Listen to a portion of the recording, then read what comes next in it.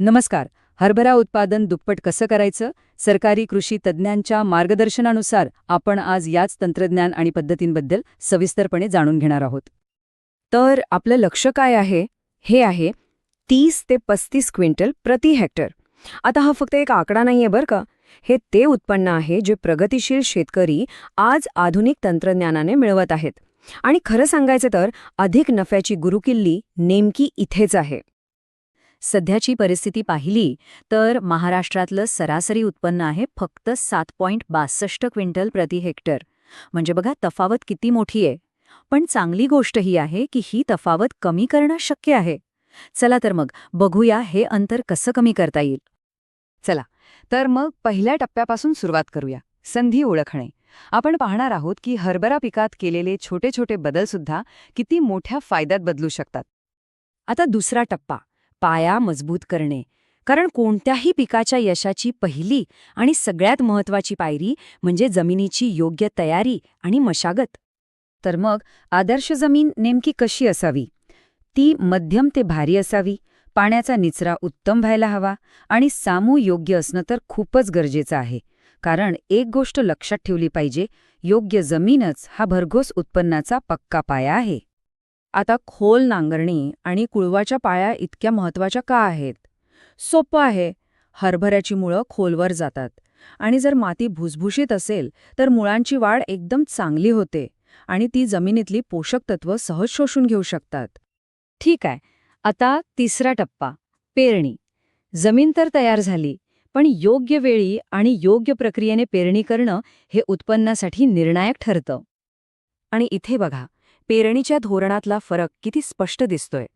जिरायती पिकाला ओलावा मिळावा म्हणून पेरणी खोलवर करावी लागते, तर बागायती पिकाच्या बाबतीत थोडी लवचिकता मिळते. ही 3 टप्प्यांची बीज प्रक्रिया खरंच खूप महत्त्वाची आहे. का? कारण ट्रायकोडर्मासारखे घटक बुरशीजन्य रोगांपासून संरक्षण देतात आणि रायझोबियम जीवाणू तर हवेतला नायट्रोजन शोषून घ्यायला मदत करतात. या एका गोष्टीमुळे उत्पन्नात थेट 3 ते 5% वाढ होऊ शकते. योग्य वाणाची निवड करणं तर अत्यंत गरजेचं आहे. विजय, विराट आणि दिग्विजय यांसारखे वाण रोगाला प्रतिकार करतात आणि जास्त उत्पन्न देण्यासाठी ओळखले जातात. त्यामुळे वाण निवडताना विचारपूर्वक निवडायला हवं. चला आता चौथा टप्पा पाहूया, वाढीचे व्यवस्थापन. पीक एकदा वाढू लागलं की 2 गोष्टींवर आपलं पूर्ण लक्ष हवं. एक म्हणजे खत आणि दुसरं म्हणजे पाणी. संतुलित खतमात्रा उत्पन्नावर थेट परिणाम करते. अनेक प्रयोगांमधून हे सिद्ध झालंय की जर या प्रमाणात खतांचा वापर केला तर उत्पन्नात 18% अधिक वाढ दिसून येते. आता येतो सगळ्यात महत्त्वाचा मुद्दा, पाणी व्यवस्थापन. इथे जरा नीट लक्ष द्यावं लागेल. विचार करा, फुलोऱ्याच्या अवस्थेत अगदी योग्य वेळी फक्त एकदा जरी पाणी दिलं ना, तर उत्पन्नात थेट 30% वाढ होते. हो, फक्त एका पाण्याने. आणि जर दुसरं पाणी दिलं तर हीच वाढ थेट 60% पोचते. अविश्वसनीय आहे, नाही का? आणि तिसरं पाणी जर योग्य वेळी दिलं तर उत्पादन थेट दुप्पट होऊ शकतं. खरंच जास्त उत्पन्न मिळवण्यासाठी हा सगळ्यात मोठा आणि प्रभावी उपाय आहे. तुषार सिंचनाला वरदान का म्हटलंय? याचं कारण असं की ते पिकाला अगदी गरजेपुरतंच पाणी देतं.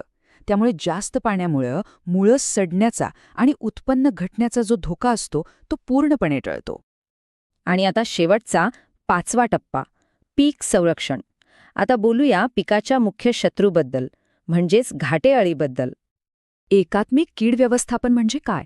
याचा उद्देश सर्व किडे मारणं नाहीये, तर त्यांचं व्यवस्थापन करायचं आहे. तेही अशा पद्धतीने जी प्रभावी असेल, किफायतशीर असेल आणि पर्यावरणासाठी चांगली असेल. हा जो एकात्मिक दृष्टिकोन आहे तो रासायनिक कीटकनाशकांवरचं आपलं अवलंबित्व कमी करतो आणि एक जास्त लवचिक कृषी परिसंस्था तयार करायला मदत करतो.